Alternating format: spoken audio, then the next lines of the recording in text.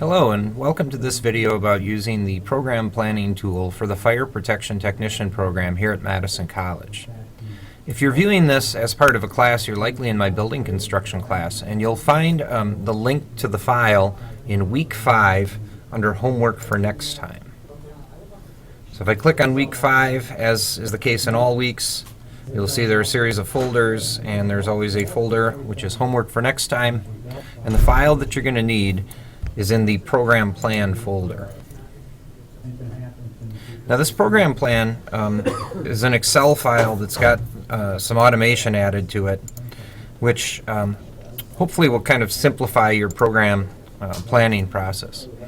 Our goal here this week is to develop the sequence of courses that you're going to take to complete your degree and try to establish a timeline so we know when we can get you out on the job as a career firefighter with your associate degree in hand.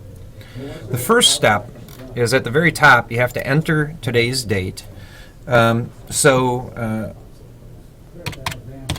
this case, this video is being made on December 9th, 2014. You're going to enter your name here under the name field, phone number,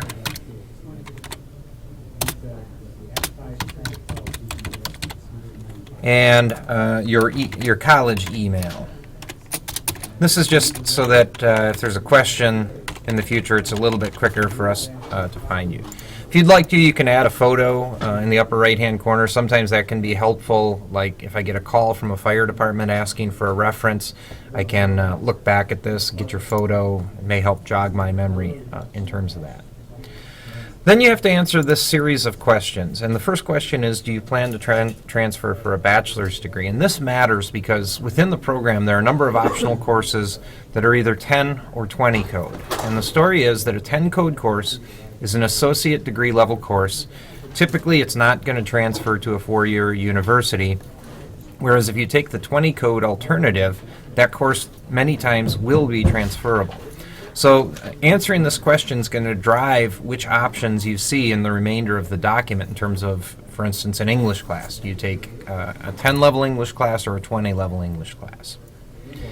The next segment here is how many minutes is your commute to Madison College, and the reason we need this is that one of the things the spreadsheet is going to help you figure out is really how much time can you expect to devote to school every week. How many hours a week you plan to work. You know, this is your best guess kind of on average during the school year. And then how many hours a week do you have other obligations here at the college with sports or clubs, or maybe you have family obligations, those types of things. So you're going to make your best estimates of those. Then you're going to come down, and if you're in the program, if you remember whether or not you were on the wait list or not, that's going to determine basically whether or not you were charged a wait list fee. And the purpose of this really is that we're just trying to get a total cost of your education through this document. Now, the first, each of the years is separated by these red bands, and the first year is actually previous terms, which would include the term that you're in now. And the idea here is that you're documenting any program requirements that you will have met by the end of this current semester. So for the purposes of this video, I'm going to assume that you're a first semester student in the program and that you're not bringing in any college credits from any other programs or from any other institutions. The easiest way to fill this out is to use the program plan sheet, which is available here at the Human and Protective Services Education Center. You can also go online and print this off from www.madisoncollege.edu. You go to the A to Z index at the top of the page, click on F for Fire, and you will see a link to the Fire Protection Technician Associate's Degree Program, where you can print off this document. Now, the way you're going to enter courses in this spreadsheet is with pull-down menus. So I can see, if I scroll up here, these are the courses that would be available, basically all of the courses that would be available in the program. And so if you're currently a first-year student, you're probably taking building construction, OSHA for the fire service,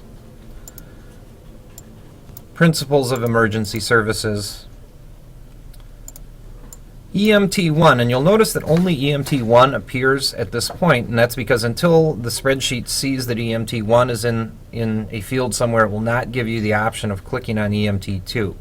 So you need to select EMT1. Now when I open my next pull-down menu, you'll see that EMT2 appears.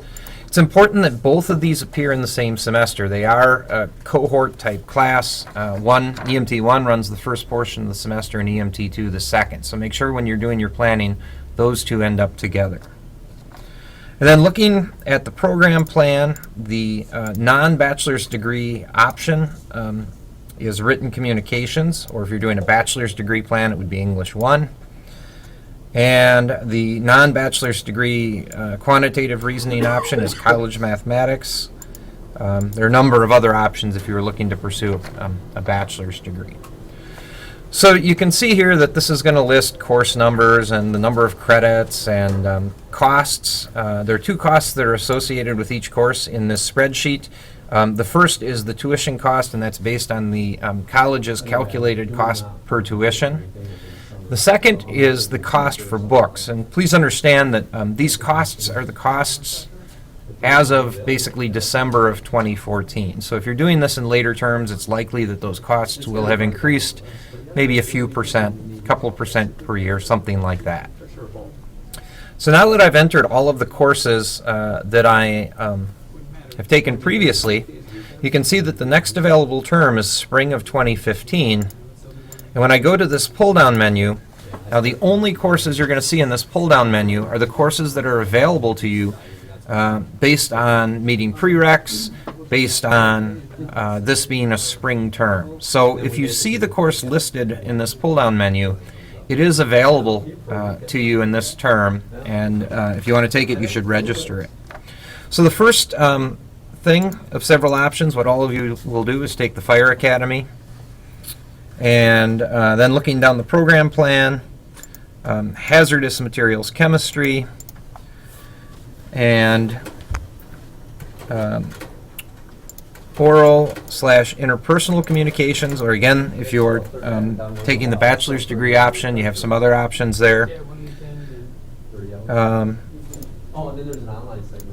And then general chemistry and psychology of human relations. Okay, and that's what the program plan calls for. So you can see that's a 17 credit load, which is a pretty significant academic load. You can expect to pay about $2,300 in tuition for that. And the book costs are going to run you a shade over $600 for that semester. So right around $3,000 for the semester. Now, one of the things that the spreadsheet will do, if you click over to the Financial Plan tab, is it will give you some assessment as to how much money it's going to cost. So there you see those amounts again. And then basically how much money you would need to be squirreling away each month in the months preceding that semester to cover that cost. So you could see that like if I started basically saving for this semester after I paid for fall semester, I got to put away almost $600 a month to cover that cost. One other item I've included in this spreadsheet that may or may not be useful to you, but if you're looking at financial aid and student loans, this basically is going to tell you how much interest you end up paying. So just for instance, principal here is the amount of money borrowed. So let's say, I don't know, let's say it was $10,000. And let's say I got that at an interest rate of 3%. And I took 5 years, which is 60 months to pay that back. Well, my monthly payment on that's about $360. And in total, I'd pay back almost $22,000 if I multiplied the number of payments times the payment amount, which means for that $10,000 in principal, that $10,000 worth of education I got, I paid an additional about $12,000 in interest. It's not that taking this debt is bad. In fact, sometimes it's a necessary piece of getting through, but I want you to be cognizant of the numbers. While we're talking about that, one other piece that's just maybe worth considering. The longer you take to finish the program, the further you delay your employment. And so I do have a note here in the program plan sheet. As of right now, City of Madison Fire Department's starting salary is $44,598. And so if you delay completing the program to avoid borrowing money or getting student aid, financial aid, to pay for it, just keep in mind that that's not free. Every additional hiring process at the City of Madison you miss basically costs you $45,000. So a number of things to think about in terms of financing the program. Finally, in the financial plan worksheet, I just wanted to show you, this is just an accounting of how many hours per week you can expect to spend in class and studying, and just to try and give you some sense as to really whether this is realistic. So recall that a 1-credit class, the expectation is you're going to spend an hour in class each week and 2 hours outside of class doing homework. And that's the general rule, is that for every credit, an hour in class per week, 2 hours out of class. And so you can see that that is what this worksheet contemplates.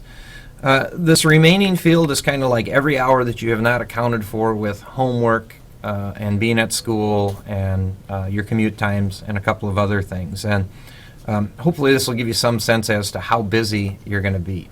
Occasionally we'll get students that will come through here and they'll want to take 19 credits and work 40 hours a week. And that's just really not feasible. There's not enough time to keep up with coursework if you're going to work that much. So the process of completing this plan is essentially going through each of the terms. So you can see that, like, the next available term is summer. There's only a couple of courses that are available during the summer, and then I would be on to the fall. And again, the courses that are going to show up in the fall are those courses that are offered in the fall that you have not yet completed, for which you've completed the prerequisites.